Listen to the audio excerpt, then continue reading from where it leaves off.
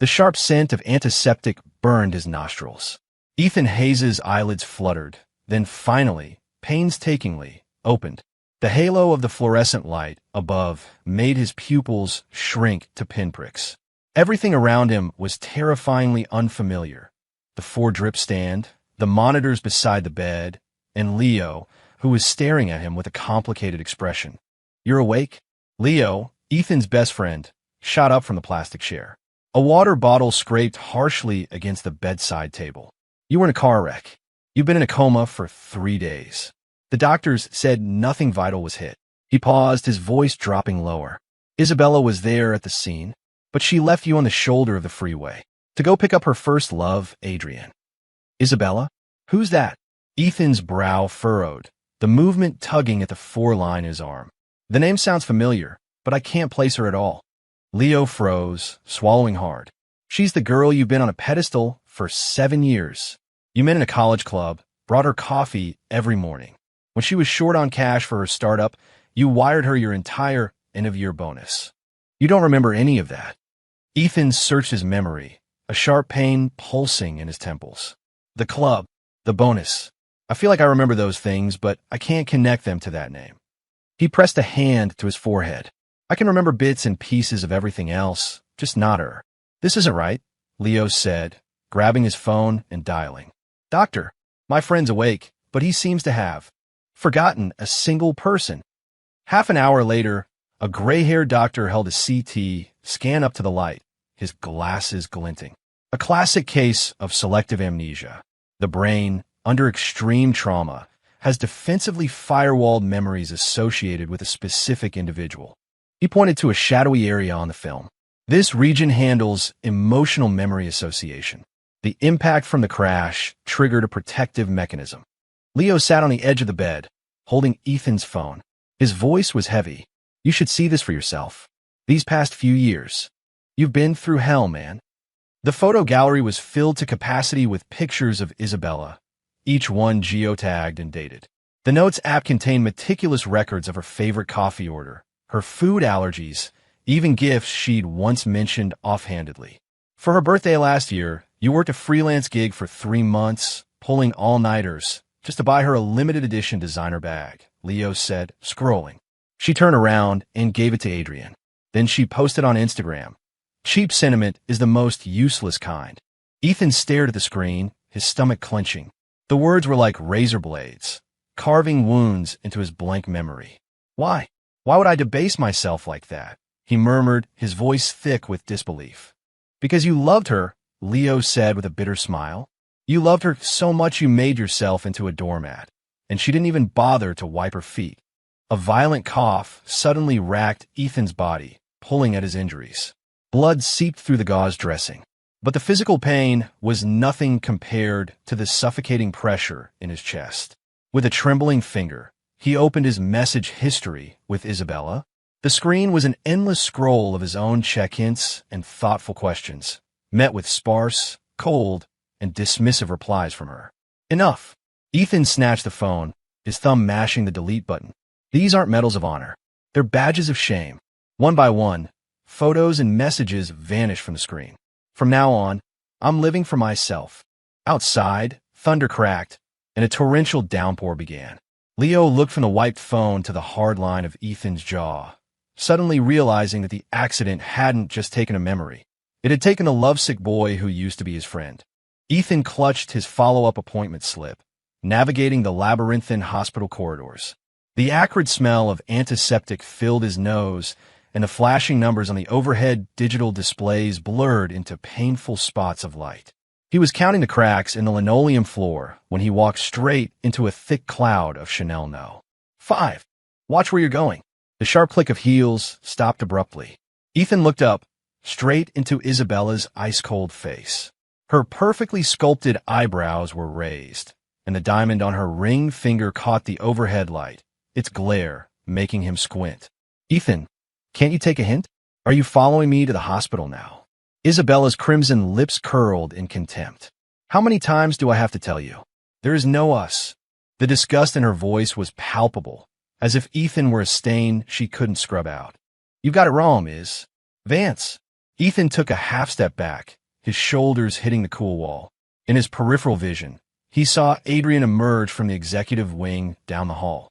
The man's suit was immaculate, his leather shoes polished to a mirror shine. He casually wrapped an arm around Isabella's waist. Miraculously, Isabella's entire demeanor shifted. She leaned into him, suddenly delicate and demure. Adrian, this is that person I barely know. He's always bothering me. It's so annoying. Her voice was sickly sweet, a world away from the tone she'd used just seconds before. Ethan stared at their intertwined hands. A memory surfaced unbidden, the text from his old notes app flashing in his mind. Isabella says holding hands gives her a rash. He pulled his lips into a pained, tight-lipped smile.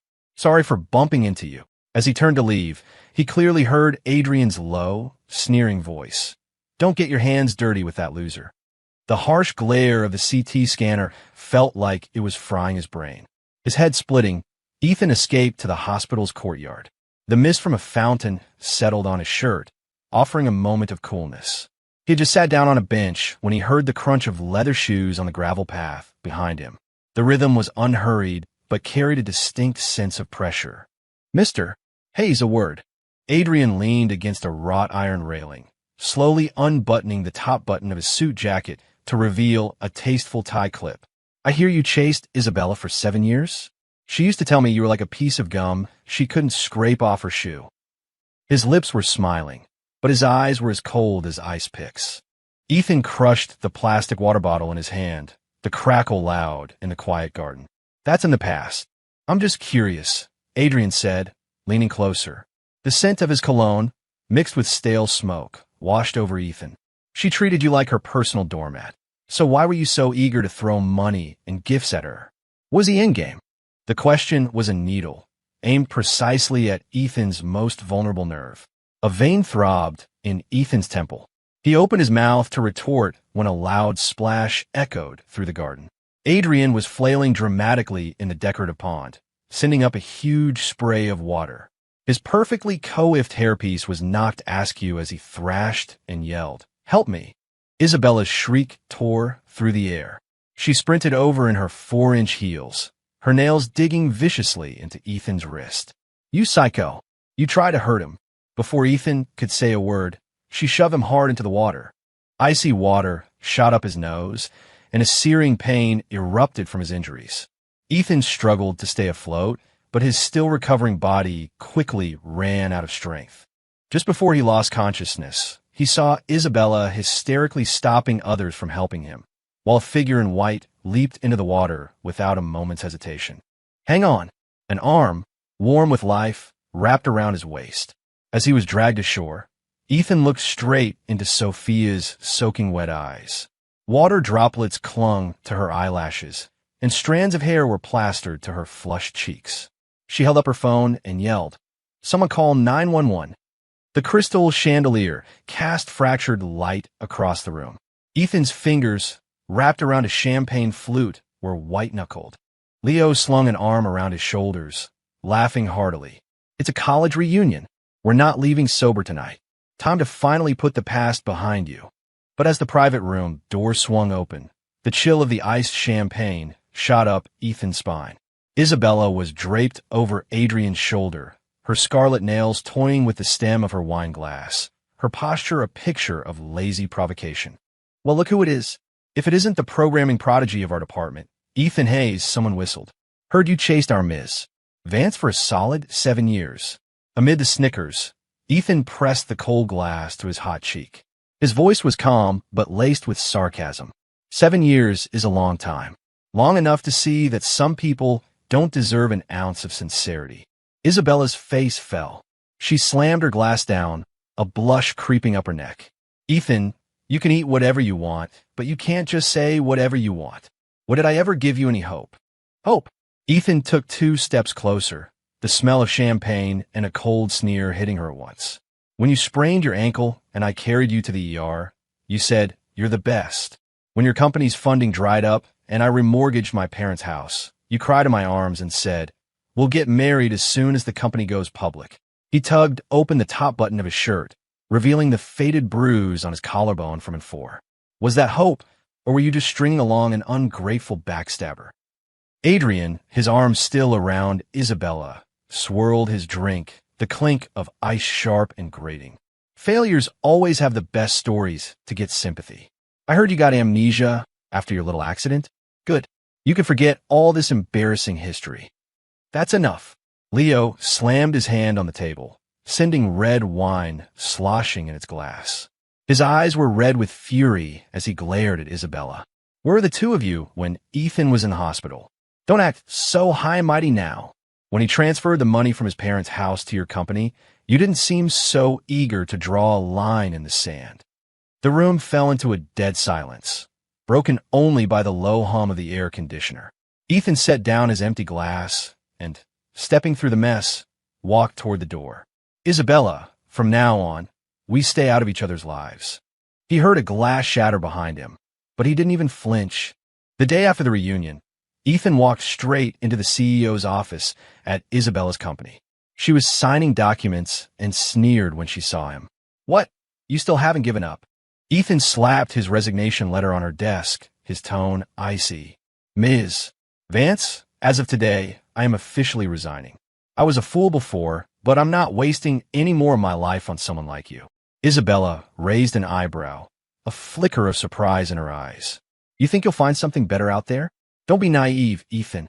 You were the one who was happy to be my doormat. You're right. In the past, I was willing, but not anymore, Ethan said, looking her directly in the eye. I've finally learned that love isn't about groveling. It's about mutual respect. I wish you and Adrian the best. Try not to ruin anyone else's life. With that, he walked out without a backward glance, tossed his ID badge on the receptionist's desk, and strode toward the elevator. After leaving the reunion, Ethan was more determined than ever to start over. He polished his resume and sent it out to major gaming companies. Soon, an offer landed in his inbox from Luminatech. On the day of the interview, the revolving doors reflected his nervous silhouette. The Luminatech logo glinted a cool silver in the sunlight. When he pushed open the door to the 37th floor conference room, the blue light of the projector swept across Sophia's profile. A few stray hairs were tucked behind her ear, just as they had been when she'd pulled him from the pond. It's you, they said in unison. A ripple of pleasant surprise spread across Sophia's face. She quickly walked around the conference table. After I dropped you at the ER that day, I got pulled into a meeting.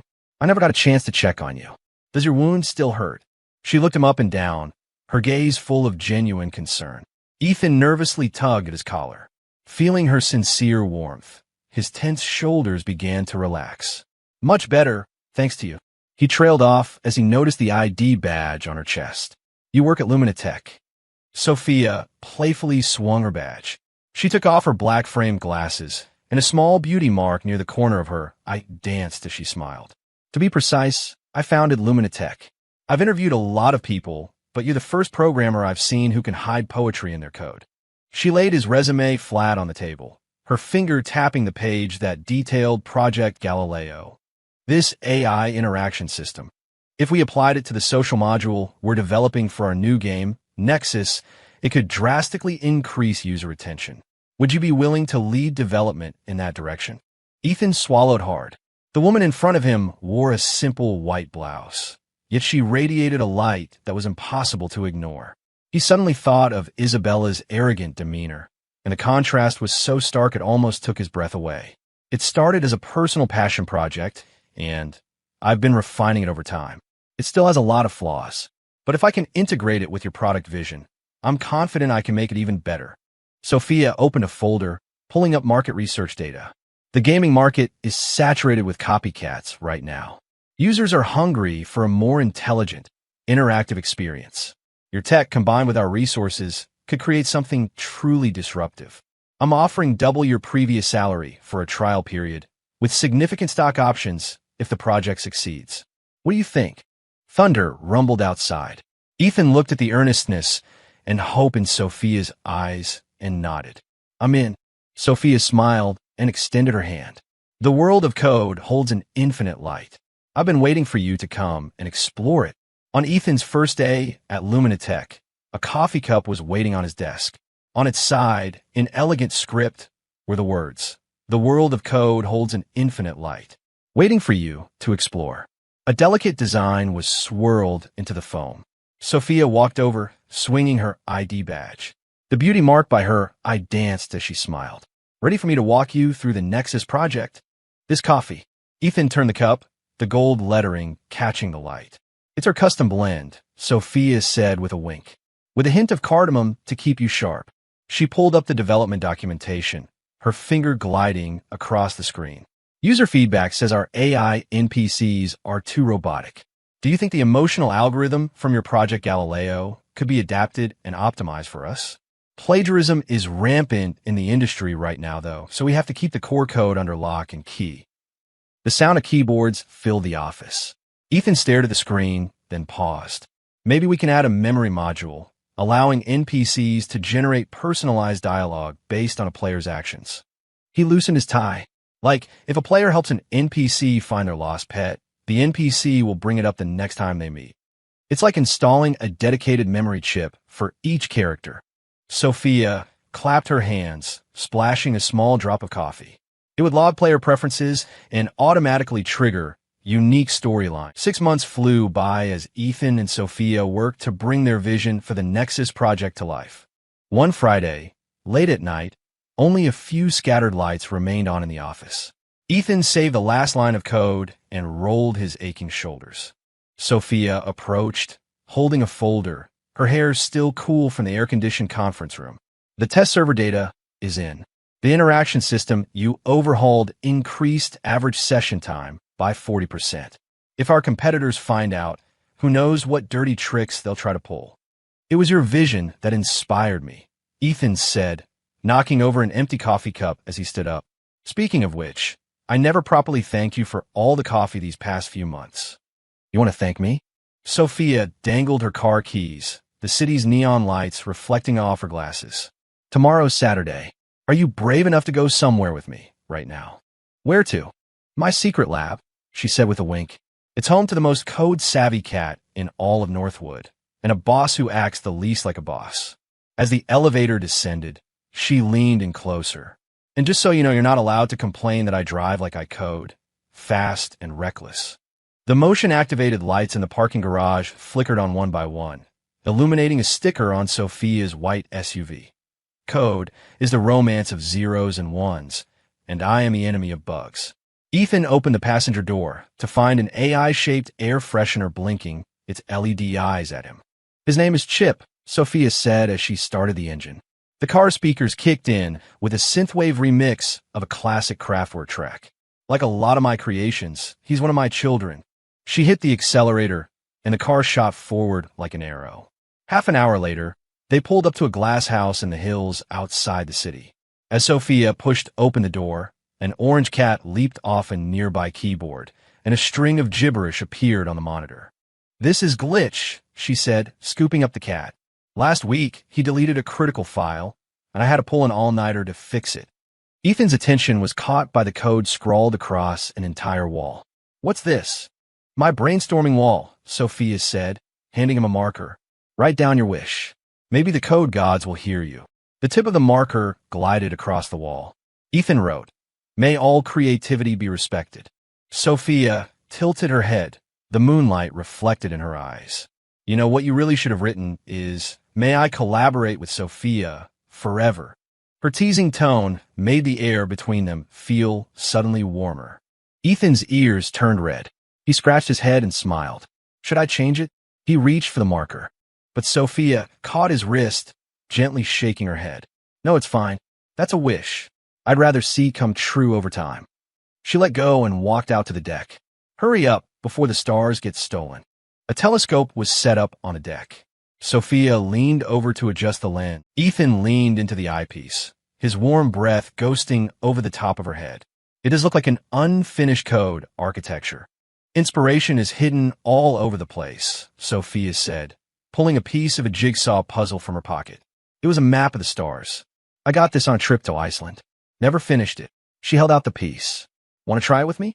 The moment their fingers touched, Ethan looked into her sparkling eyes and thought of every cup of coffee she'd brought him, all the encouragement hidden within their technical debates, and he suddenly understood that something had been quietly growing between them for a long time.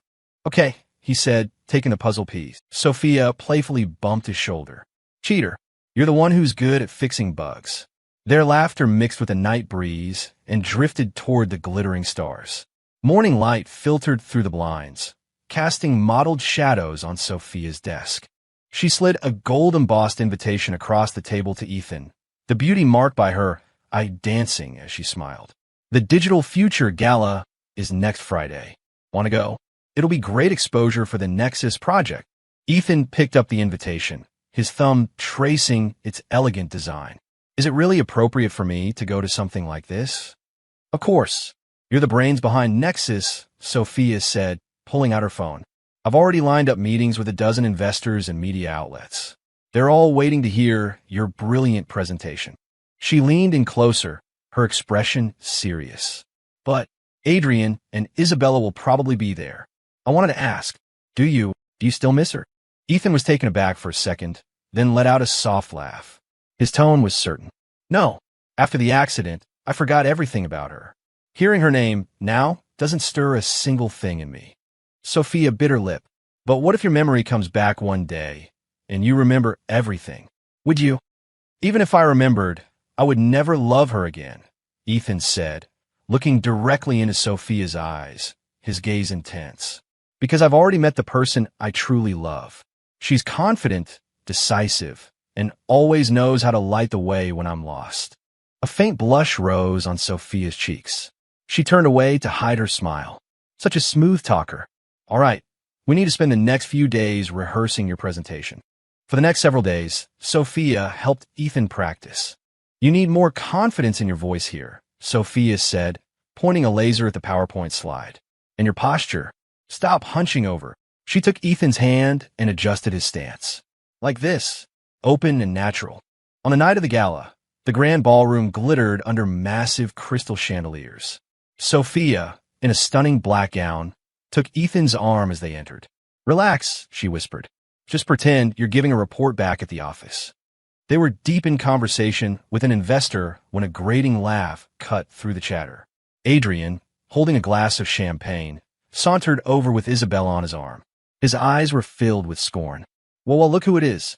Our resident lovesick puppy, Ethan. What's the matter? Had to ride a woman's coattails to get in the door." Sophia's eyebrows shot up. She was about to retort when Ethan gently squeezed her arm. He stepped forward. "Mr. Vance, instead of worrying about my life, maybe you should pay more attention to your own company's products. I hear the AI system in your new game bears a striking resemblance to my Project Galileo." Adrian's face tightened, but he forced a nonchalant expression. "Ethan, you can't just go around making baseless accusations." "Can't I?" Sophia pulled out a tablet and tapped the screen. "Ladies and gentlemen, please take a look. These are the original development logs for Project Galileo from a cloud server. Every single code commit has a timestamp." She turned the screen for everyone to see. And Mr. Vance's game, it seems, was greenlit long after Project Galileo was already under development. Isabella's face went pale. She started to speak, but Adrian stopped her. A murmur went through the crowd. Adrian gripped his champagne glass so tightly his knuckles turned white. "This has to be fabricated. If you don't believe it, Mr. Vance, we can have the cloud provider verify the logs," Ethan said, his voice calm but unshakable. Adrian scoffed and, grabbing Isabella's arm, turned and stormed away. Sophia watched them go. "They're not going to let this go," she said softly. Ethan turned to her, his eyes full of gratitude. "I couldn't have done that without you. We're partners, remember?"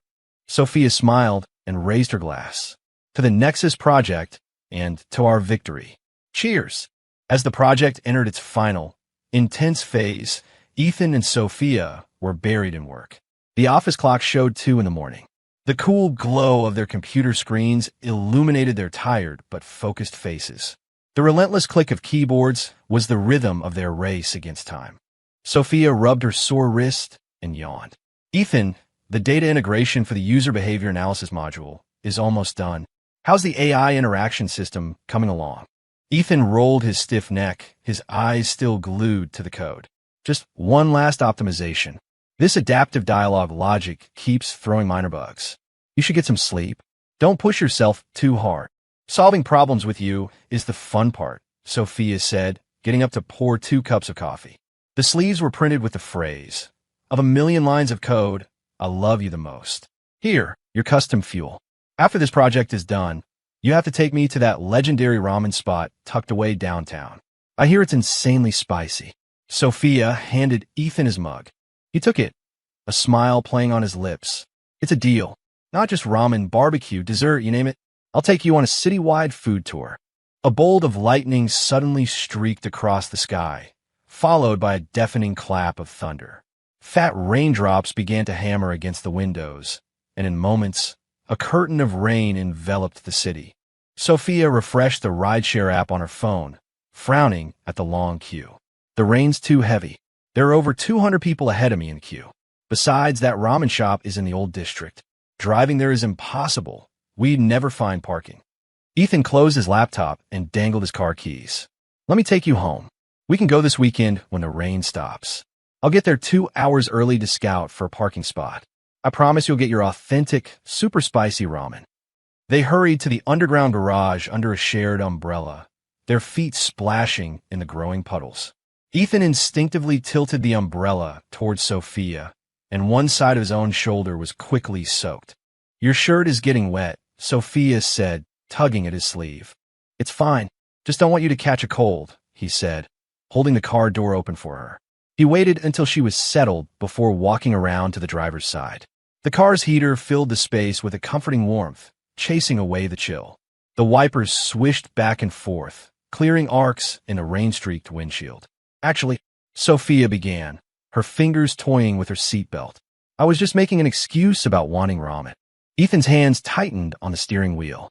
He caught a glimpse of the tips of her ears, red against her hair. "So what was the real reason?" "I just want to spend more time with you." Her voice grew quieter. "It's been all work all the time. We sit so close to each other every day, but sometimes it feels like we're miles apart." Ethan pulled the car over at an intersection. He turned to look at her, his expression earnest. "From now on, no matter how busy we are, let's set aside 1 hour every day just for us. Deal?" As the light turned green, he gently placed his hand over hers where it rested on her lap. "Our hour starts now." After Nexus released its first official version, the download number skyrocketed. In just 3 days, it surpassed 5 million downloads, cementing its place at the top of every App Store chart. Social media and tech forums were buzzing about Nexus. The media scrambled to cover the story, praising Ethan's team for their innovation.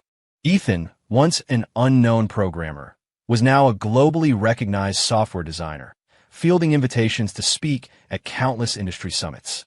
The company's victory party was a lavish, dazzling affair. Champagne towers sparkled under the light of crystal chandeliers. Ethan was surrounded by colleagues, camera flashes popping in his face as congratulations came from every direction. Just as he was being pushed toward the stage, Sophia quietly tugged on the corner of his tie and slipped a silver USB drive into his hand. She tapped his thumb 3 times. "Go to the lounge and check this when you have a minute." In the quiet lounge, Ethan plugged the drive into a laptop. Instantly, the walls were covered with a projection of a brilliant, starry sky. The stars twinkled, and within the light generated by the Nexus code, he recognized the beta version's startup sequence and the project numbers from Sophia's revised proposals. Sophia had come in without him noticing. Her reflection shimmered in the projected galaxy, a fleck of champagne foam in her hair. "See? These flowing trails of light are like every late night we worked together." Her finger traced a particularly bright streak. "And this one is the code we wrote the day we cracked the emotional interaction module. You said then that it would be the game's soul." Ethan turned. The starlight caught on her eyelashes, reminding him of the raindrops that clung to them the night she saved him. Overcome with emotion, he pulled her into a tight hug, resting his chin on the top of her head. "Sophia, thank you. You showed me what it feels like to be truly chosen." Sophia buried her face in his chest, listening to the strong, steady beat of his heart. "From now on," she whispered, "every project, every day, we'll create more of our own constellations together. Underneath the dreamlike stars, their love solidified, and the path to their future opened up before them. Late that night, long after the party ended, the lights in Isabella's office were still on. She stared at the news of the Nexus project's explosive success, her knuckles white. A photo on her phone from the gala months ago was particularly galling. Sophia standing protectively in front of Ethan, her gaze as sharp as a blade, and Ethan looking at her with a tenderness Isabella had never seen before. "Ms. Vance, Stellar's stock price has dropped again," her assistant said timidly. Isabella slammed her laptop shut. "Luminatech." She sneered. She remembered hearing from Leo about how close Ethan and Sophia had become, and a fire of jealousy burned in her gut. "Have the car ready. I'm going to Lumina tomorrow to discuss a partnership." The next day, Isabella, in her 4-inch heels, walked into Luminatech under the pretext of a business meeting. Down the hall, she saw Sophia in her office, standing on her tiptoes to straighten Ethan's slightly crooked collar. He was looking down at her, his eyes full of a gentle adoration. The way they looked at each other, the unspoken affection and perfect synergy, was obvious. The image was a dagger to Isabella's heart. She stood frozen, unable to comprehend how the man who was once completely devoted to her could have fallen for someone else so quickly. And what's more, how perfect they looked together.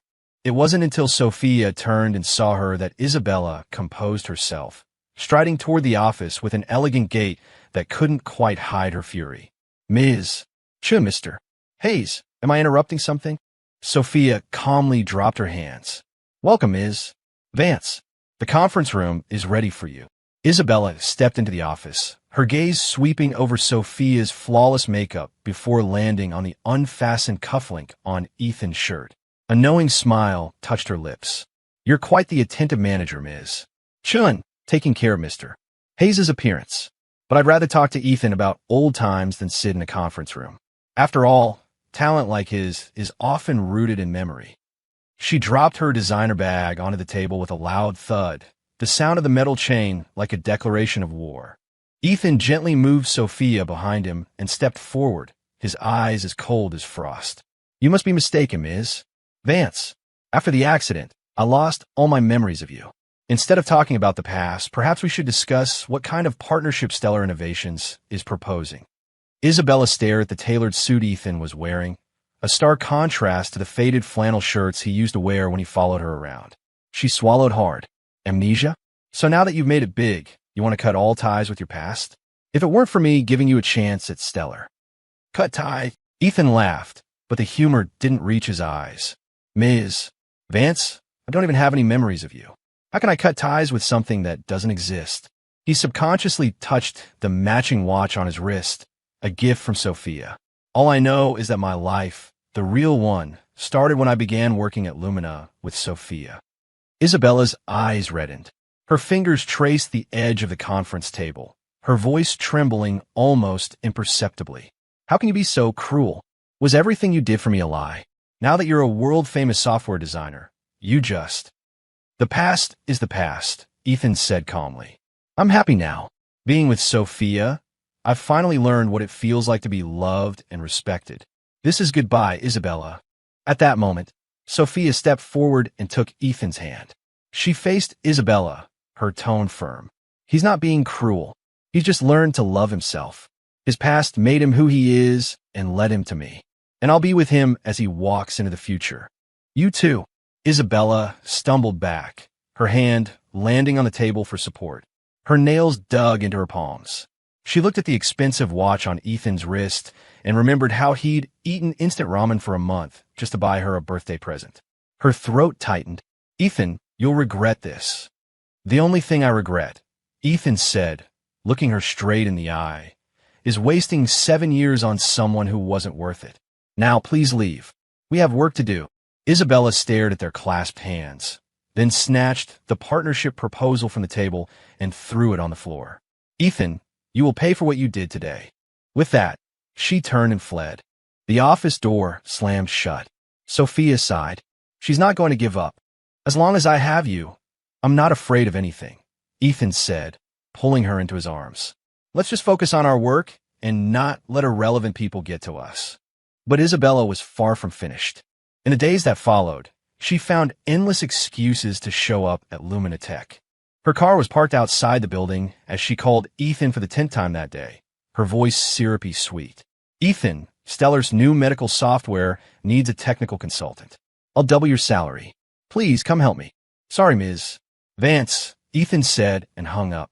He turned to Sophia with a weary smile. She cornered me in the parking garage this morning with a bouquet of roses. Thorns and all. 2 weeks later, Isabella launched a new tactic. Her Maybach was parked outside Luminatech for 3 straight days. Leaning against the car, she cooed into the phone, Ethan, our new educational software needs a technical director. 3 times your salary. Just for a little while? Ethan put the phone on speaker and raised an eyebrow at a framed photo of him and Sophia on his desk. Ms. Vance, I've already set up a filter to auto-delete all emails from Stellar. Why are you doing this? The line went dead. Meanwhile, Adrian sat across from Isabella, swirling a glass of whiskey. Forget about Ethan. My virtual conference system proposal will save Stellar. You think your proposal can compete with him? Isabella slammed her glass onto the carpeted floor. An office suite he optimized as a side project caused a competitor's stock to plummet. Through the window, she watched Ethan draping his jacket over Sophia's shoulders, her nails making a screeching sound as she dragged them across the leather sofa. Late that night, Ethan's phone buzzed with friend requests from unknown accounts. Sophia, curled up next to him, scrolled through them and scoffed. This woman, she sees how successful you are now and regrets ever letting you go. It's pathetic. Adrian took a more direct approach. He sent an anonymous letter to Luminatech's partners, alleging that Ethan Hayes leaked core technical documents during his time at Stellar, complete with several blurry, Photoshop screenshots. He then sent a smug text to Sophia. Tell Ethan not to get too arrogant. Some memories are best left buried. Sophia slapped the letter down in front of Ethan. Are you going to respond?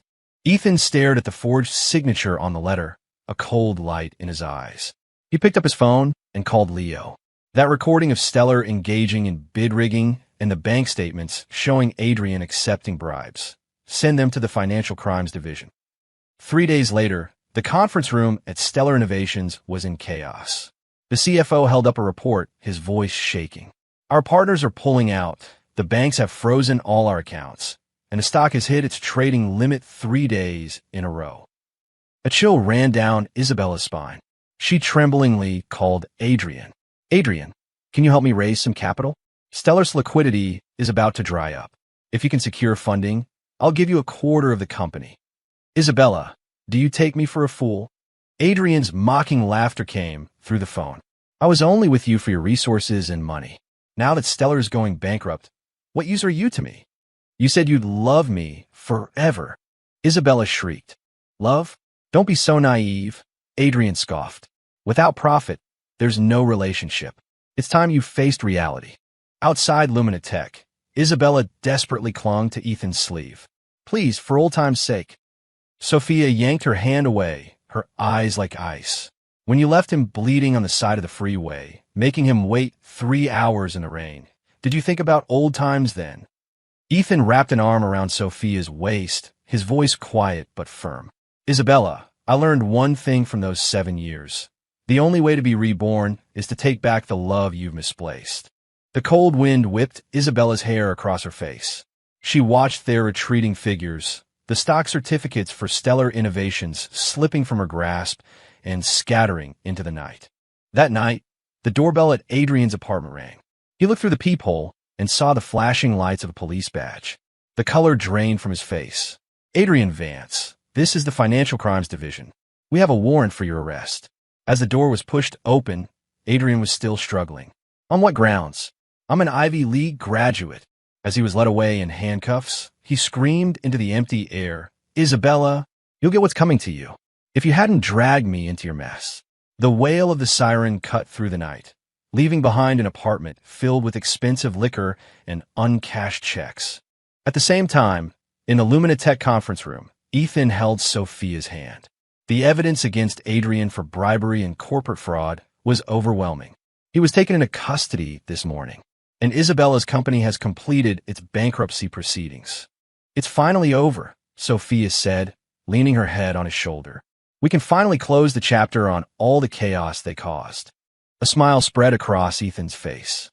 He kissed the top of her head. Now it's time for our good days to begin. Unbeknownst to Sophia, he had already started planning his proposal. Bro, the lights in the garden are all set up, the balloons are in a heart shape, and the photo wall is done. Leo reported excitedly over the phone. Ethan went over the details one last time. Put that candid shot you took of us at the first project celebration front and center. And the one of her tying my scarf at the beach, make sure that one's prominent too. Got it. On the evening of the proposal, Ethan blindfolded Sophia and led her into the beautifully decorated garden. When he removed the blindfold, she saw hundreds of colorful balloons swaying in the twilight, warm yellow string lights spelling out their initials, and a photo wall documenting every moment from when they first met to when they fell in love. Sophia's eyes welled with tears. Ethan, what is this? Ethan dropped to one knee and pulled out a ring. Sophia, you showed me that love isn't about worshiping from afar. It's about walking side by side. From the light in your eyes at our project celebration to your soft words by the ocean, every moment with you has made me want to spend the rest of my life with you. Will you marry me and let me protect this warmth forever? Yes, of course I will. Sophia sobbed, overcome with joy. Just then, Leo and their colleagues jumped out from behind the bushes. It's about time. Ethan's been keeping this secret for so long, it was killing us. Amid the laughter and cheers, on a distant street corner, Isabella walked by, carrying a cardboard box of her belongings. She saw the happy scene in the garden, her nails digging into her palms. The man who was once her shadow, who would have done anything for her, now saved that loving gaze for someone else. The evening wind blew a stray strand of hair across her face. She turned and disappeared into the darkness, leaving behind only a sigh that dissolved into the joyous air.